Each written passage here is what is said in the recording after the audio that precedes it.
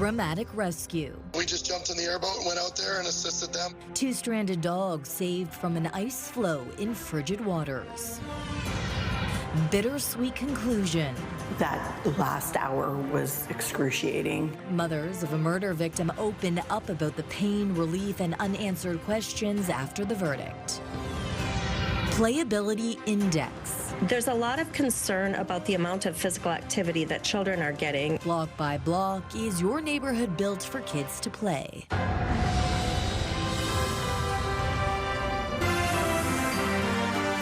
CTV News with Stefanie Masotti.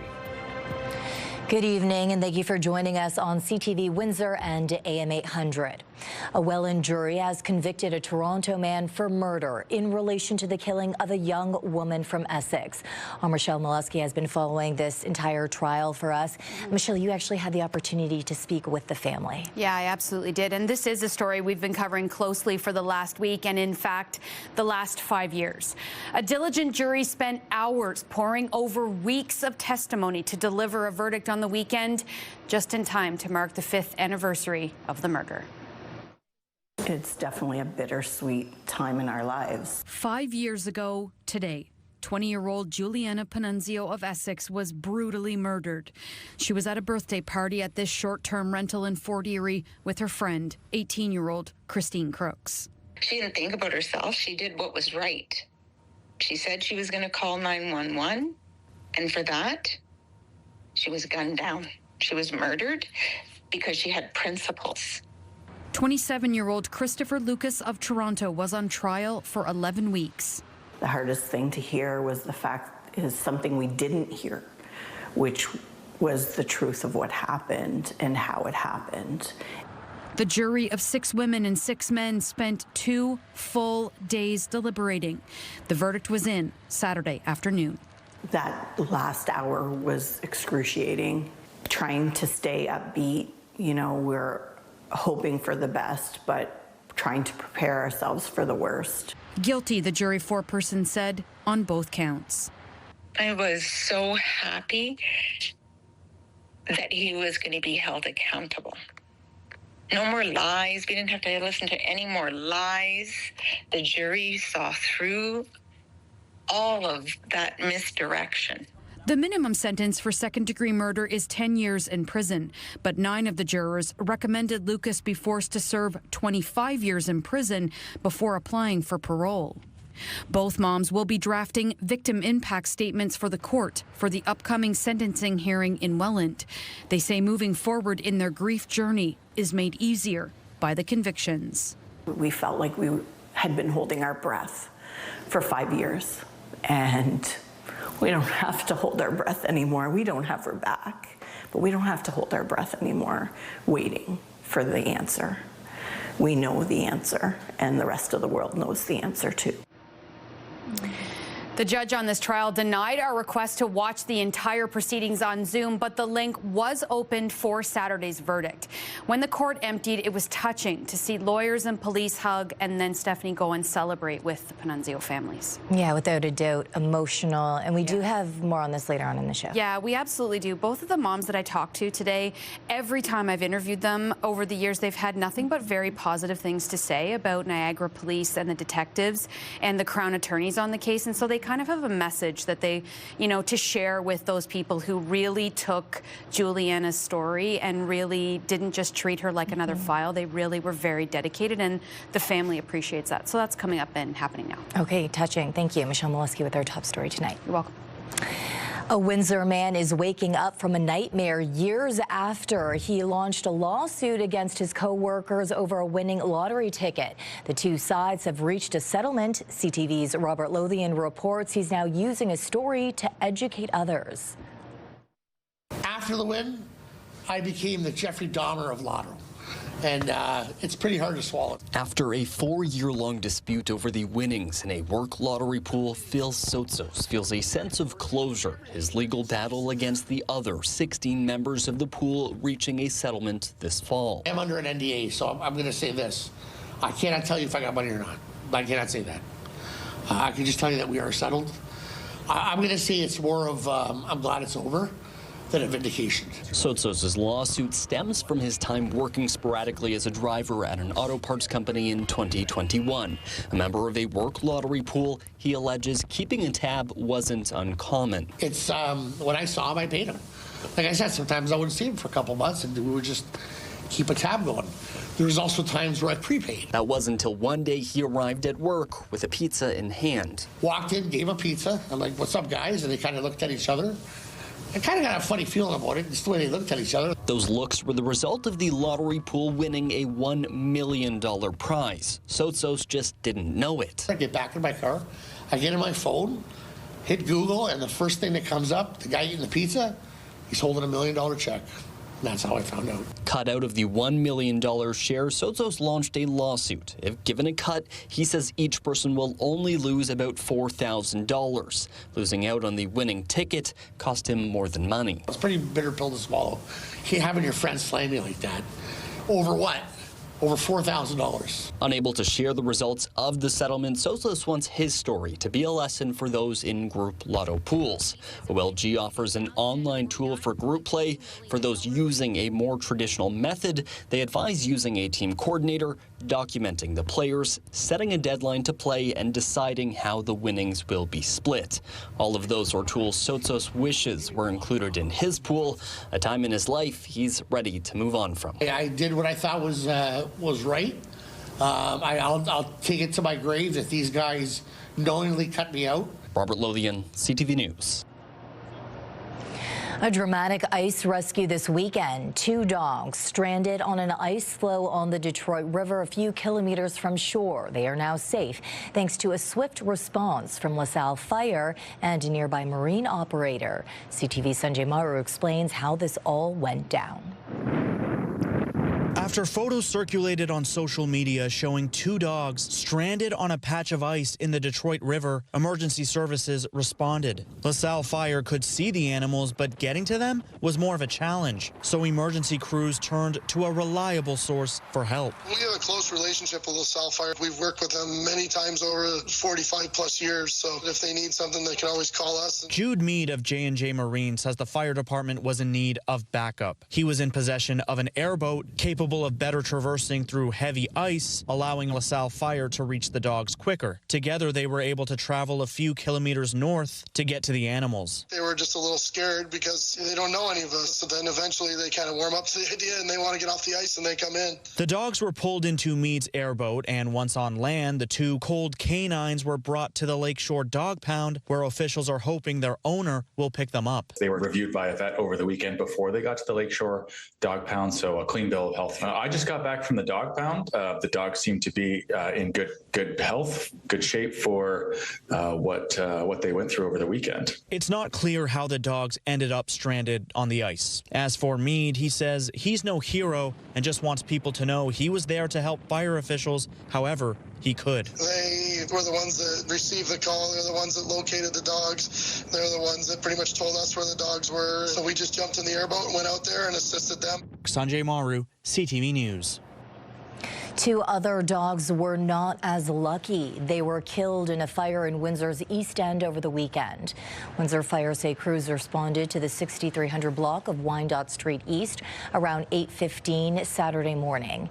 1 firefighter was treated by EMS and the later taken to hospital. Officials say the fire began in the kitchen and ignition sources are being examined. It's estimated the blaze caused around $600,000 in damage. A woman is facing arson charges after emergency crews were called to a home on Talbot Street East in Blenheim. Police, fire, and paramedics say the multi-unit building was occupied, but everyone was safely evacuated. Investigators quickly deemed the blaze suspicious and arrested a 42-year-old Blenheim woman. She is now charged with arson with disregard for human life and remains in custody. The Ontario Fire Marshal is now investigating. With more on these frigid, cold temperatures, let's head straight to CTV meteorologist Gary Archibald, who joins us for a first look at the weather tonight. Gary.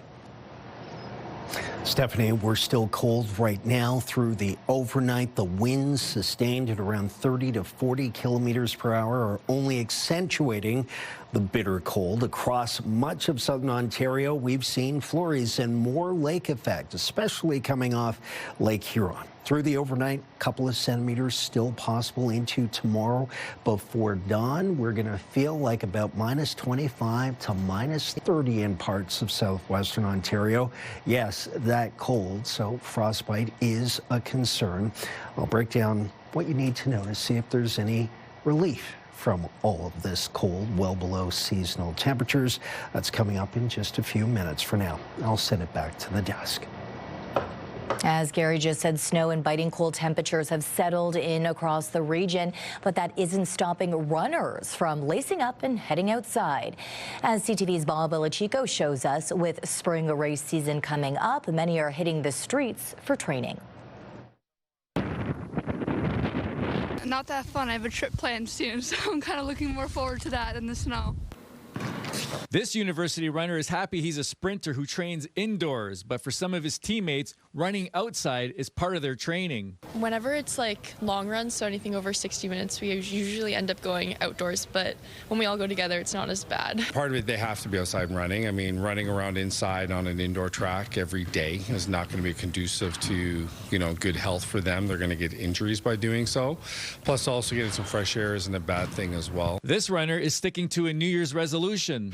There's a lot of business of life and work and kids and family, so it's good to just get out and stretch the legs, work the lungs. Snow, wind, or rain, it all helps with conditioning. The winter's kind of a good time to put your base mile in for spring races, so whether you do treadmill or outside, you have to endure. Corey Belmore, who took gold at the Detroit Free Press Marathon last year and the half marathon, says today's weather is not going to keep him inside. I think if you're doing an easy run, as long as you have some flat, smooth, non-icy ground, it's okay to go outside. That's not to say all of his training is outdoors. If I'm doing any sort of efforts, controlled paces, I think the treadmill is kind of just safer. You're going to be a more consistent environment. Belmore says having the right gear and being bundled up is important. Hat, gloves, waterproof shoes with grip, outer base layer, and layering up underneath. The motto is be bold, start cold. So you're going to be a little cold to start, even though your layers will eventually heat up and keep you warm and insulated. Belmore says runners have to be strategic when picking where to run. It's better than getting to a certain route, getting in a bunch of snow, and then your feet are wet, you're slipping around, you're possibly falling. So, just finding smooth, safe ground is the best. Bob Belichico, CTV News. How easy is it for kids to play outside where they live? Well, new research is mapping how neighborhood design supports or limits outdoor play for young children, and it's revealing some actually big differences across Windsor and the surrounding area. CTV's Travis Fortnum has been diving into this data for us today. Travis. Yeah, and this is something that parents, as you would know, think about pretty instinctively, right? How safe your neighborhood feels for kids to play. Now, researchers have the data to support it. No matter which residential street you stand on, eventually a car is going to pass. But how often and how many are factors researchers say can shape a neighborhood's overall kid-friendliness and its playability. Playability kind of refers to the environmental supportiveness for children's outdoor play. New research out of the University of British Columbia looks at how supportive neighborhoods are for young kids, scoring postal codes using factors like traffic, as well as green space and places to play. Things that can make it easier or harder for kids to get outside. There's a lot of concern about the amount of physical activity that children are getting. Currently, about 39% of children in Canada meet the activity requirements, and those habits kind of begin in early childhood. Emily Gemmell led the UBC research team, bringing together open source data and assigning a play score to neighborhoods across the country, all of it compiled into an interactive map where people can zoom into their postal code and see how their area scored. Windsor is near the middle. But Gemmell says if you are just comparing cities, you might miss the point. Big differences show up block by block, depending on things that can quietly shape daily life for families. Children within the same city might be growing up with completely different environmental supportiveness. Gemmell says a neighborhood's play score is based on available data, but the numbers don't tell the whole story. After all, it's not the data kicking a ball around or playing hide and seek. I think that the best indicator of neighborhood playability is going to be from children themselves. You know, you can find a little bush that would be a great fort. And, you know, if your best friend lives next door, that is going to be the most playable neighborhood for you. What she hopes people take away from the play scores isn't a ranking, but a shift in perspective for both parents and planners. My hope is that it would just raise awareness about, like, looking at it through a child's eyes. Gemmell says the play score map is meant to be a starting point, not a final answer, and hopes it sparks conversations locally about how neighborhoods can better support families. I love this idea. I think many parents would agree. I love the fact recently the city of Windsor put in new playgrounds across the board. I know a lot of families are happy about that. So if someone wants to see their neighborhood play score, how exactly can they do that? So I put a link to the map, the UBC Playability Index, in our web coverage, and that's where you'll find that interactive map. You'll just have to zoom into Windsor or the city in which you live and find your block. Okay, Travis, thank you so much for this. Of course, thanks. The town of Kingsville is considering a bid on the former Kingsville District Property High School. Whatever goes there, that, you know, they're going to be a part of the fabric and the landscape of, you know, our downtown community and our town as a whole for a long time. Town Council is set to debate tonight whether to move forward with a bid for an undisclosed amount. The property was open to bids earlier this month after sitting vacant for more than a year. Kingsville has $3.9 million set aside in property acquisition reserves.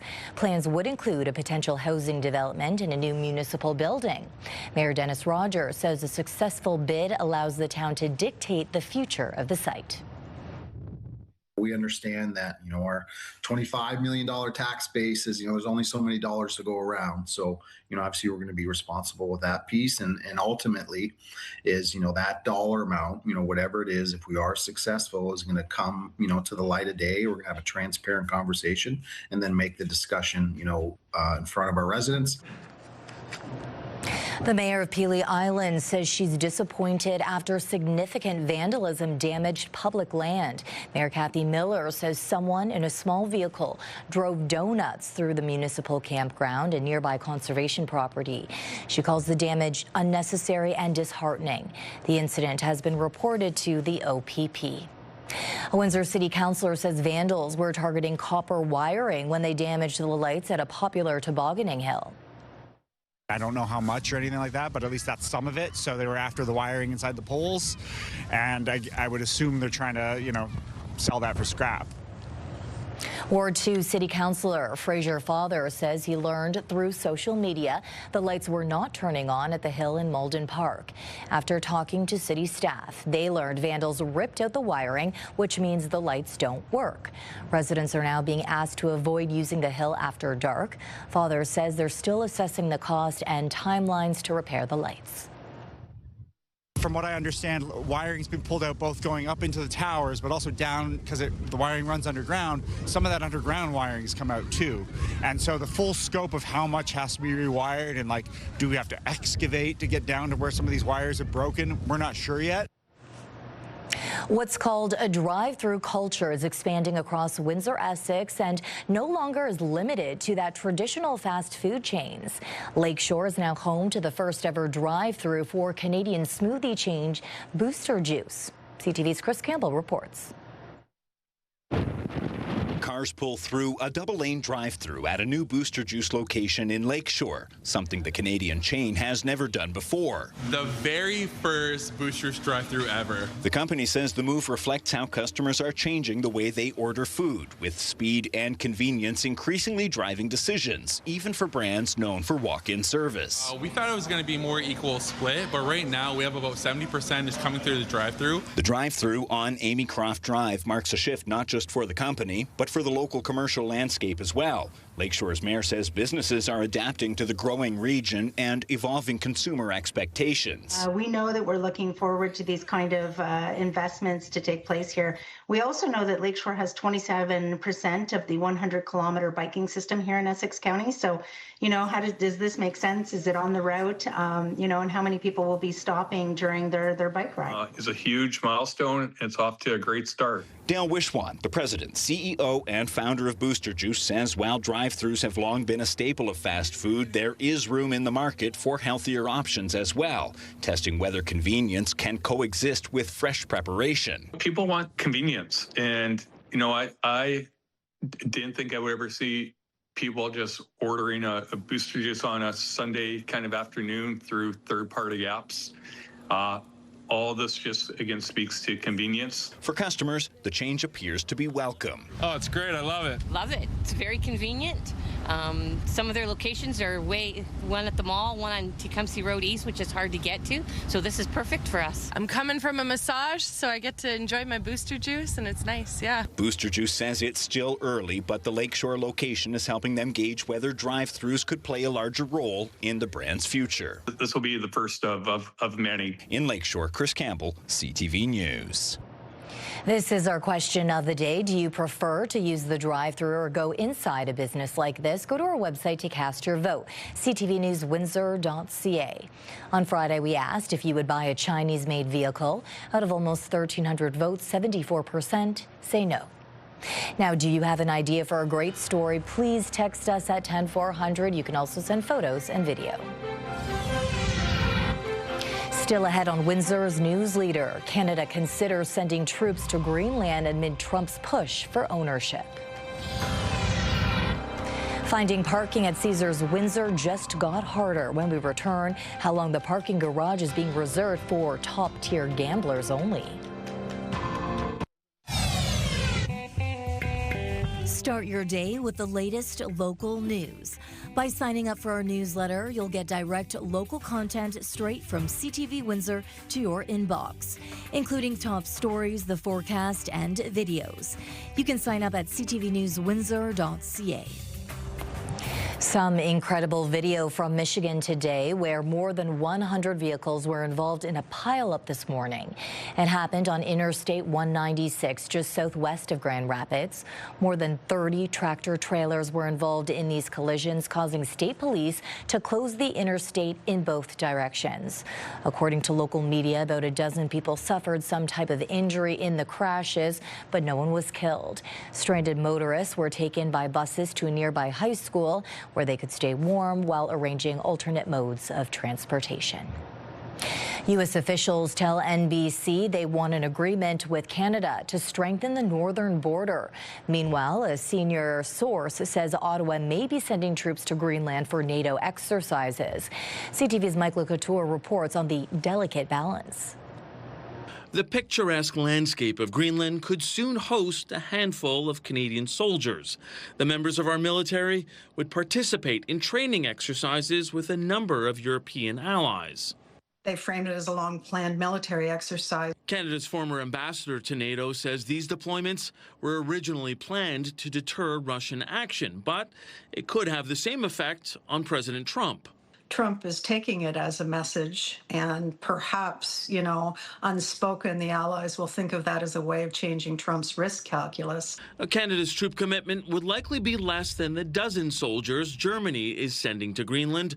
Still, there could be blowback for Canada as U.S. President Donald Trump is threatening tariffs on any ally that sends troops. Just to show the Americans that, you can't push around a NATO ally and threaten to take over a country against their will. To minimize the political fallout, some suggest appealing to Trump in a different way. Try to turn the tables a little bit and say, let's all be in this together when it comes to the defense of the Arctic in North America, rather than make it appear as if somehow we're marshaling a force to defend Greenland from the Americans. NBC News is also reporting Trump is complaining to aides about Canada's vulnerability in the Arctic.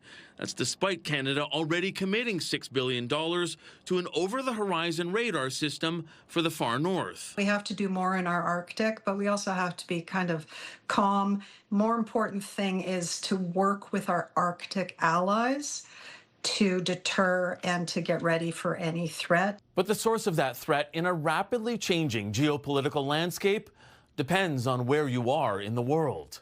Mike Lecouteur, CTV News, Ottawa. Mark Carney and Donald Trump will likely come face-to-face at the World Economic Forum in Switzerland this week. As CTV's Annie Bergeron-Oliver reports, it's the third stop on the PM's trip to shore up global trade ties. The Prime Minister is one of a record 400 top political leaders in Davos for the World Economic Forum. But it's one leader who's not even there yet, Donald Trump, who is dominating the conversation and raising the tension. Prime Minister Mark Carney will kickstart his time at the World Economic Forum with a fireside chat tomorrow and a speech later in the day all about what he calls the New World Order and Canada's approach. Expect him to talk about trade and the importance of diversifying Canada's trading partner, a message he has been spreading throughout this trip. But while trade and the economy may be topics the leaders here want to talk about, geopolitics and Trump's latest tariff threats are quickly taking over. A number of the 8 EU leaders facing Trump tariffs over Greenland will be at the World Economic Forum, including French President Emmanuel Macron tomorrow, who Carney will be meeting with. Right now, there is no indication that Carney and Trump will be meeting, but the two will be in Davos at the same time. The Prime Minister has said if he runs into Trump, he will raise his concerns about Greenland and the fact that Canada stands with Denmark and Greenland. Annie Bergeron-Oliver, CTV News, Corton, Switzerland. If you are going to Caesars Windsor, you might want to plan on parking somewhere else. Some floors of the casino's parking garage are closed for the next 10 days. The casino says floors 3 through 6 are completely closed to all traffic due to the ongoing renovations. There is limited parking available on floors 1 and 2, but only for Diamond and 7-star level guests. Caesars Windsor says it is offering a special valet rate right now of $10 per vehicle per day for all guests. The casino is also encouraging guests to ride, share, and use other nearby parking options in the downtown core. Canada's inflation rate edged up slightly in December, rising to 2.4%, following a 2.2% increase in November.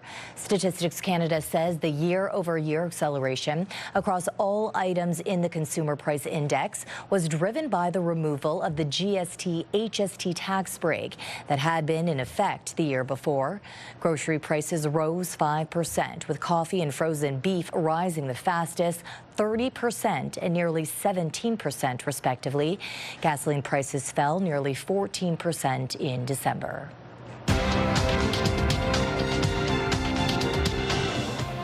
Canada's main stock index was helped today by gains in the basic materials sector. In Toronto, the TSX gained 50 points. While American markets were closed for the Martin Luther King holiday, the Canadian dollar added 1/5 of a cent today. On commodity markets, gold gained more than $81 an ounce, and oil is also up 9 cents a barrel. Prince Harry takes on the tabloids. Still ahead, he is claiming years of secret surveillance, and the fight is just beginning. Let's look at our CTV News weather snapshot. Thanks to Jonathan Brown for this early morning scenic. Lovely. Do you have a weather image that could be our next snapshot? Text it to us at 10400. Horizontal orientation. That works well for TV. We hope to see it soon. Discussion here at Windsor City Hall. Windsor's top stories. A major project is about to get underway. Breaking news alerts. Severe weather is a possibility. And watch live. Good evening, and thank you for joining us. Download the CTV News app.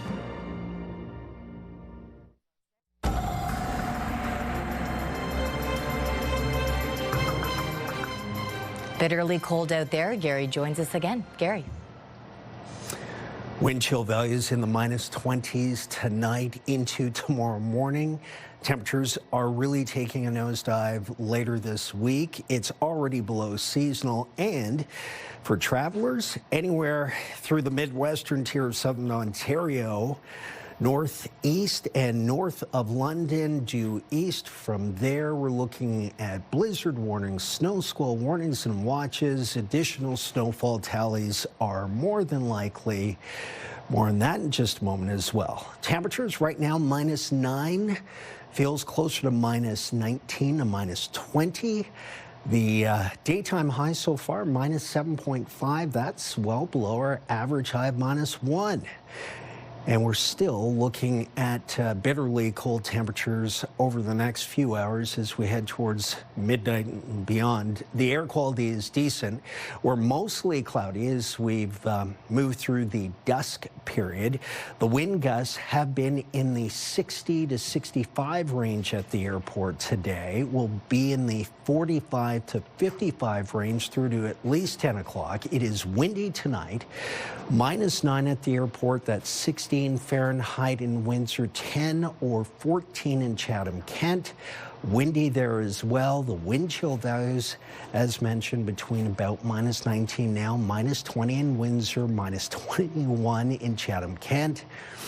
Even colder still in Pelee Island. The coldest airs infiltrated 2/3, really, of North America, save for Mexico. Mexico is part of North America, I should say, of the U.S. and Canada airspace. We are talking polar air and lake effects, snow across the Great Lakes in their entirety. And we're still looking at light flurries tonight. The worst of it's over. We've tallied close to 2 to 4 centimeters already in the last 24 hours. Additional snows late Tuesday night into Wednesday with the next system moving through. So that's coming. And the worst case scenario is that the lake effect will add to the tallies that our computer models are simulating. We are -10 through 8 o'clock, -12 with about a 40% chance of flurries through midnight. At midnight, -12 feels like -24. It will feel like -26 at around 4 a.m. tomorrow. The high is -9. At best, that will feel like -18 in the afternoon. Wednesday, snow 2 to 4 centimeters, a high of -2, and then it's -6, -9, -11, -10, -5. 5 days on from there, Thursday through to Monday of next week. Some of the lows will be approaching -20, feeling like -30 towards the midweek.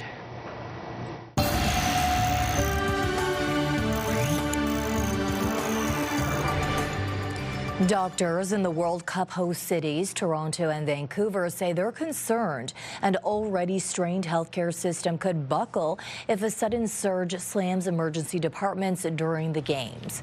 Dr. Catherine Varner, an emergency medicine physician in Toronto, wrote an editorial in the Canadian Medical Association Journal. It raises concerns about vulnerabilities in the system, which she says needs to be addressed before soccer fans set foot in Toronto and Vancouver in June. Public health officials are anticipating health risks and have wastewater surveillance systems set up to detect infectious disease outbreaks during and after the games. Hope Haven is putting out an urgent plea for laundry detergent, sharing this photo saying, "What does 12 hours in the cold and snow look like?" In a post shared on Facebook, the homeless shelter showed what 12 hours of laundry looks like.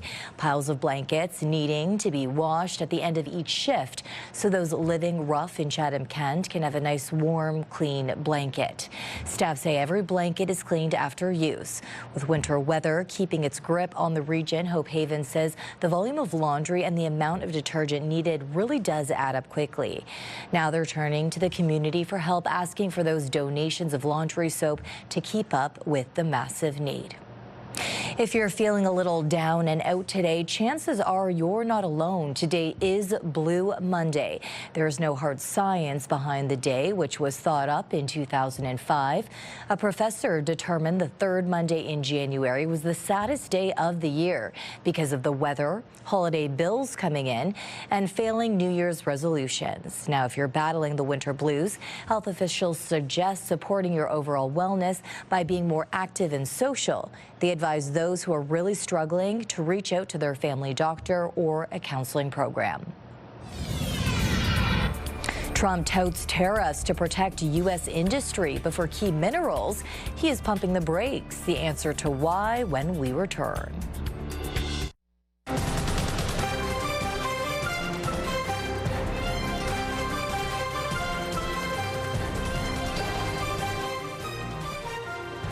Prince Harry's legal battle against UK tabloids has entered its final round.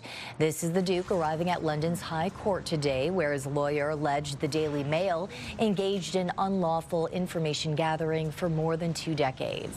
Harry claims they left him distressed and paranoid. The trial is expected to last 9 weeks. Associated newspapers deny the allegations, arguing that the claims are based on weak inferences. The case is the third lawsuit Harry has brought against the press. In exchange for lifting EV tariffs, China is expected to lower tariffs on Canadian canola, as well as remove tariffs on canola meal. But there are other Canadian crops facing challenges. CTV's Alison Bamford has more on the growing pains in the prairies. Farmers are browsing some of the greatest gadgets in the field. And then you split up the fan direction. But shopping around won't help producers if their crop can't grow a profit. Now we have to figure out what's going to lose the least amount of money. The cost of production is up while crop prices have slipped substantially. Trade uncertainty and overproduction are driving the markets down, even with China's new trade agreement that will lower tariffs on canola and peas. Losses on other crops like wheat, lentils, and barley could be huge. It could easily be $100 an acre. And $100 an acre on 10,000 acres is pretty easy math at $1 million. Misery loves company. Those coming off an above-average crop year plan to cut production costs just to break even if market prices stay the same.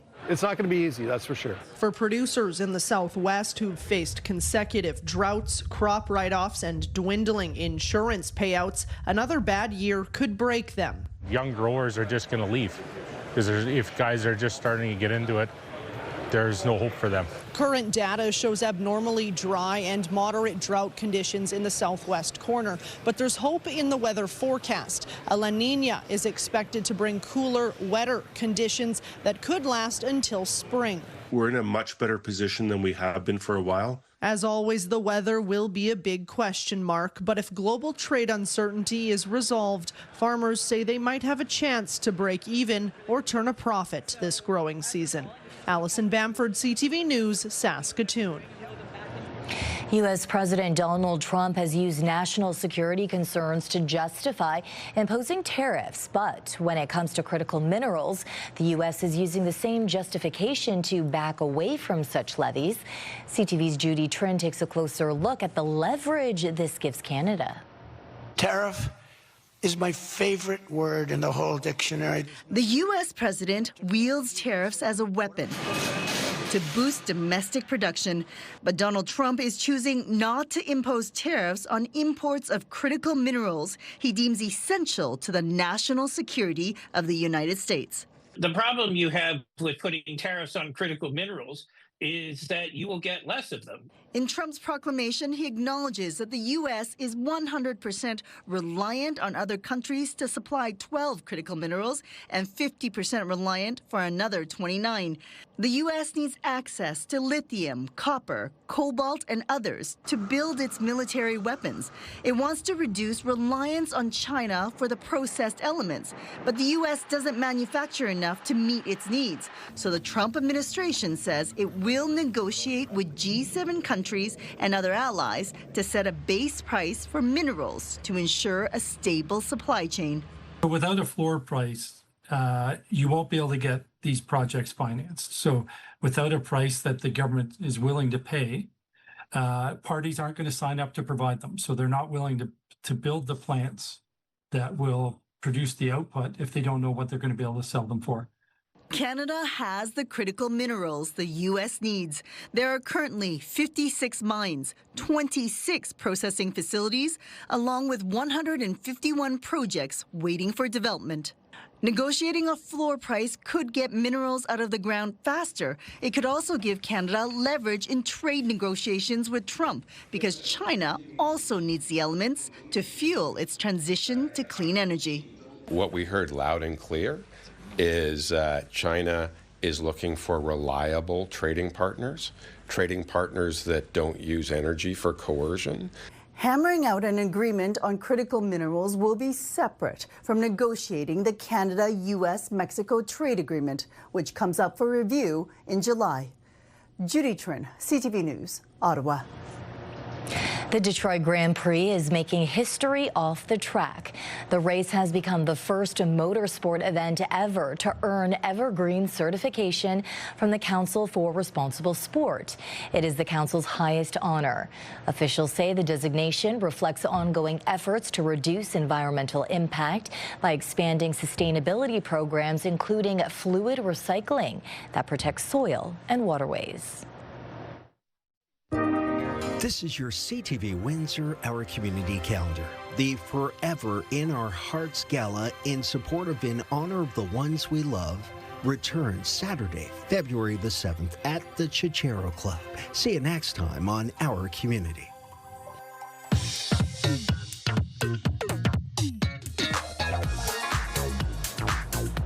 It's time to check in on what's happening now with Melanie Kentner. And Melanie, returning to our top story about that murder conviction. Yeah, that's right, Stephanie. So a Toronto man will be sentenced sometime this year for the murder of a young woman from Essex. As Michelle reported earlier in our newscast, Christopher Lucas was found guilty of 2 counts of second-degree murder on Saturday in Welland Court. It's in relation to the killing of Juliana Panunzio of Essex and Christine Crooks of Toronto. In interviews over the years with CTV News, and particularly today, Panunzio's family members say they are overwhelmingly grateful for police and the Crown for their dedication to the investigation and court case. They have dedicated 5 years to this, and they have spent time away from family and friends. And they've put us first more often than not. They all became like family to us because you spend so much time, and they treated her memory with such respect. Our online coverage of this story goes into more detail about next steps in the court process at ctvnewswindsor.ca. And we also have another story on our website, Melanie, about a new morning show at our radio station, sister station 93.9 Virgin Radio. Yeah, that's right. They launched a new morning show with Kim Scott and Lexi Farr. Today was the first show for Virgin Radio Mornings with Kim and Lexi. It runs weekdays from 5:30 to 10 a.m. on 93.9 and streams on the iHeartRadio app.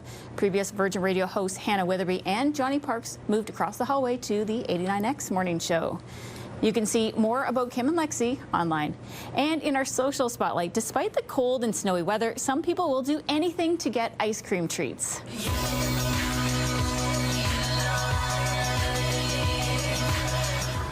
See, no matter how much snow they have to clean off, they said, don't worry, Dairy Queen, we're still coming. It's apparently this new flavor that's getting a lot of buzz on social media. It's called Oreo Snowdrift. Okay, and so we actually have some of the snow drift blizzards here. Let's give it a try. Let's go for it. Okay, go. Yes. Here we go. So it's like a blue consistency. I think it's pretty good. And definitely a way to beat the winter blues. It's way better than I thought, and I can't help but realize yours was like half empty before getting here on the news desk. But if you don't want to, you know, shovel out of your house to go and get one, I'm sure a lot of people might actually Uber eat it as well. Probably. Okay, Melanie, if anyone has any treats they want to bring us by any chance, or has some cool video that they want to send us, how can they do it? Yeah, absolutely. They can email it to newsnow@bellmedia.ca or text it to 10400. Okay, thank you, Melanie. When we return, a whale of a tale for a stunned sunbather.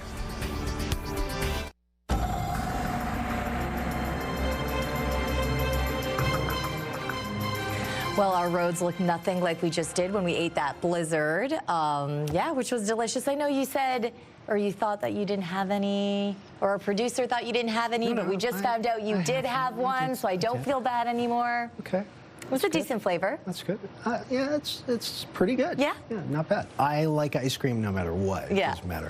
Agreed. So you're not going to find too much critical analysis there. Tasty treats on a cold day. If you're inside near a fireplace, ice cream's not so bad. Temperatures are well below seasonal. They are getting even colder. Latest data, instead of a high of -9, it's looking like -12 tomorrow with a wind chill of -27 early in the morning, pre-dawn. More snow on Wednesday, a high of -2. That would be seasonal, but it doesn't last. -6, then -9 with flurries Thursday, Friday.